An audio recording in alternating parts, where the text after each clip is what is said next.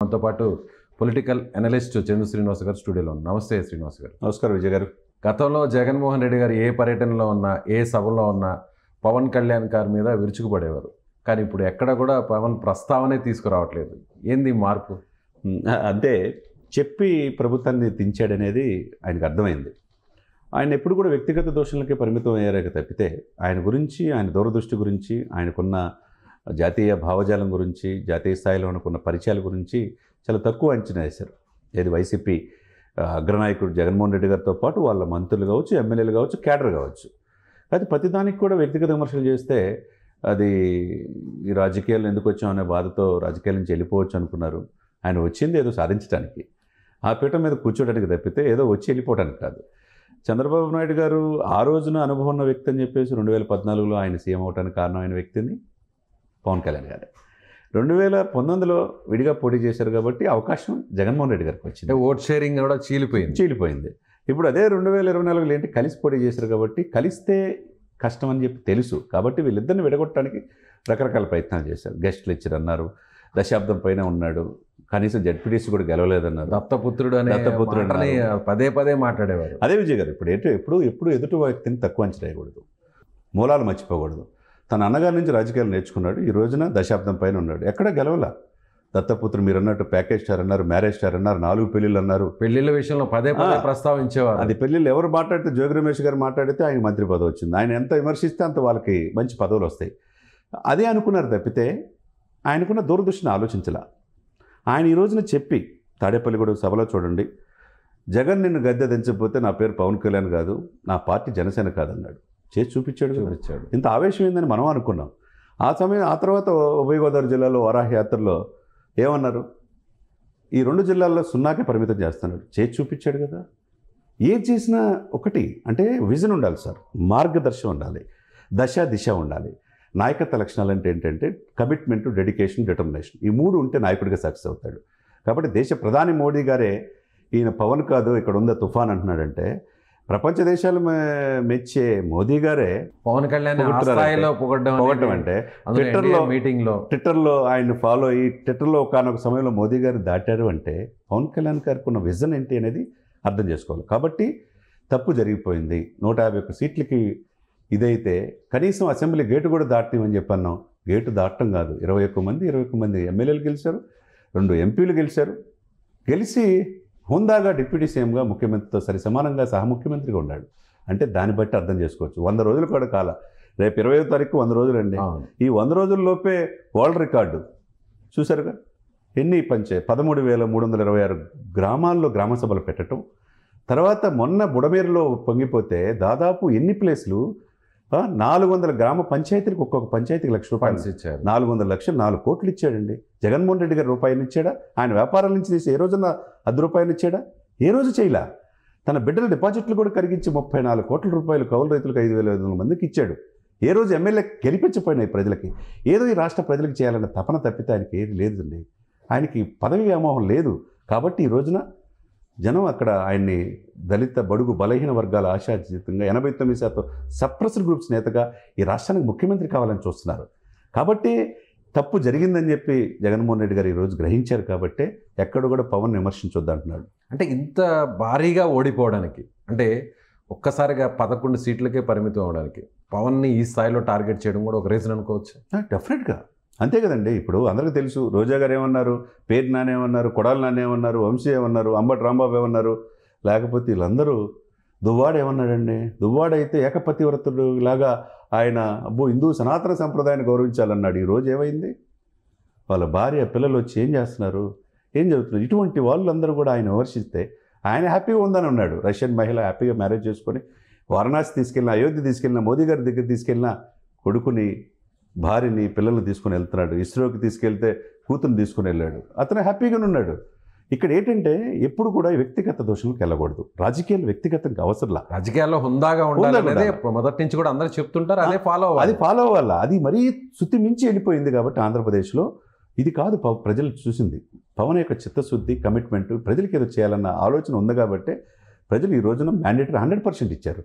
ఈరోజు 100% ఇవ్వటమే కాదు సార్ విజయ్ గారు, ఈ యొక్క మ్యాండేట్ ఇక్కడ గెలిచిన 21 ఎంపీలు కూడా కేంద్ర ప్రభుత్వంలో హ్యాట్రిక్ పీఎంగా మోడీ గారు అవడానికి కారణమైందంటే ఈ దేశంలో మోడీ గారిని ఆ సీట్లో కూర్చోబెట్టడానికి కూడా పవన్ కళ్యాణ్ గారు సహకరించాడు. దాన్ని బట్టి మనం అర్థం చేసుకోవాలి ఆయన యొక్క దూరదృష్టి, దార్శనికత.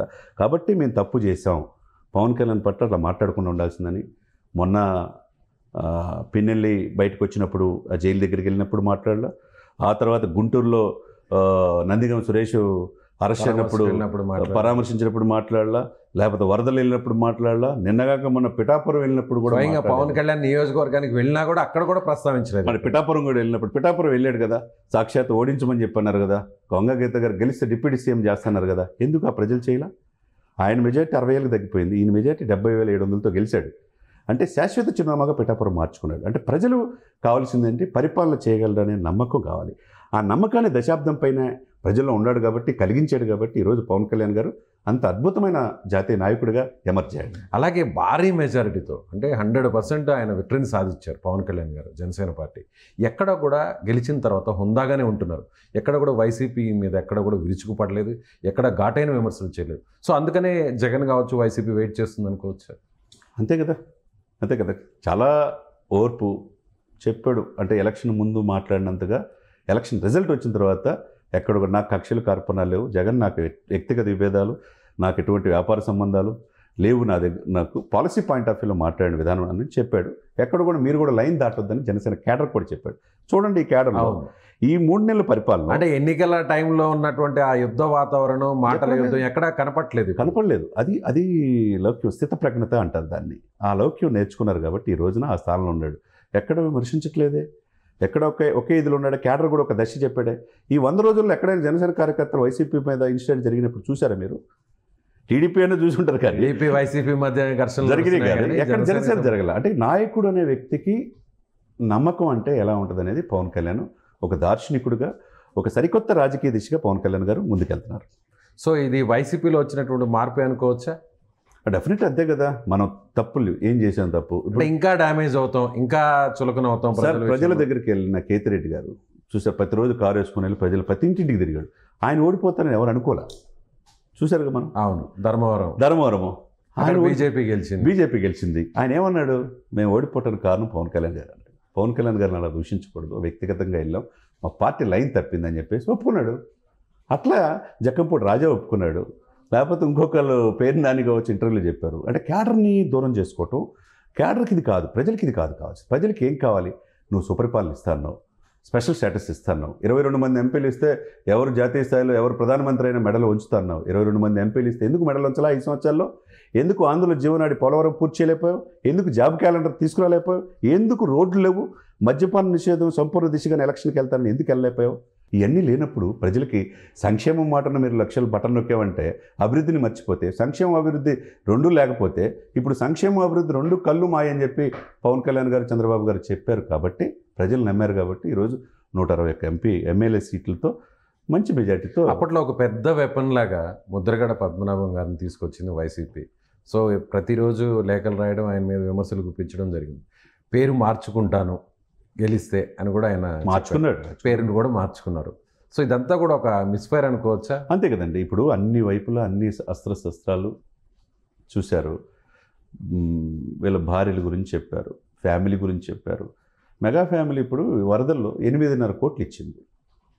2 కోట్లు ఇప్పుడు వాయనాడుకు 1 కోటి రూపాయలు ఇస్తే రాష్ట్రం తెలంగాణకి, ఆంధ్రప్రదేశ్కి రామచంద్ర గారు, చిరంజీవి గారు కలిపి 2 కోట్లు ఇచ్చారు. వ్యక్తిగతంగా ఈయన 2 కోట్లు ఆ రాష్ట్రానికి, ఈ రాష్ట్రానికి పవన్ కళ్యాణ్ గారు ఇచ్చి 4 కోట్లు మళ్ళీ 400 పంచాయతీలకు ఇచ్చాడంటే 8,25,00,000 వీళ్ళ ఫ్యామిలీ ఇచ్చారు. జగన్మోహన్ రెడ్డి గారు ఏమి ఇచ్చారు చెప్పండి సార్? విజయ్ గారు ₹1 ఆయన సొంత కంపెనీని కానిచ్చి, సొంత వ్యాపార సంస్థల నుంచి కానీ ఇచ్చాడు.